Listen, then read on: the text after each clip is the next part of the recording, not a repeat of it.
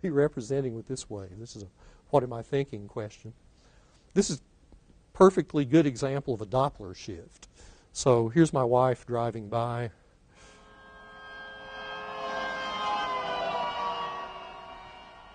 We burned the horn out on this car. It was a new car, and we took it in for repair, and they said, we have never had to replace a horn under warranty.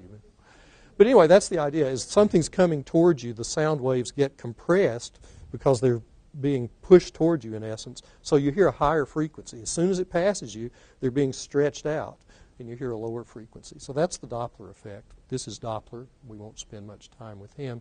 But it was his presentation back in the mid-1800s that really set the groundwork for all of this work that can be done now by realizing this relative motion of either the thing you're interested in, like a red blood cell coming towards you, or if you're in motion, but that's usually not the ultrasound and medicine concept. So the idea is if this is the ambulance giving off frequency that you can see represented by the space between these circles, as it's coming towards you, these are scrunched together, and you hear it as a higher frequency.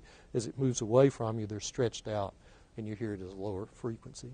So very briefly, and this is all we'll talk about in terms of Doppler, here we have umbilical vein, and we're going to be looking at the color part, ductus venosus. We're going to be looking at what's called the pulsed wave display. So color Doppler, pulsed wave Doppler.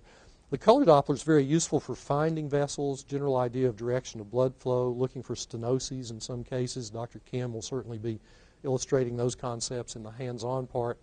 The pulse Doppler, we actually pull these waveforms out, and you can analyze those for information about resistance in the system. For example, the reason we look at the ductus venosus in the fetus is as the fetus begins to go into right heart failure, this last part of the waveform drops down until it can reach the baseline or even reverse. Reversed flow in the ductus is an ominous sign of heart failure. So that's the idea. The pulsed Doppler, again, so we can get the waveforms to study the contour and what's going on.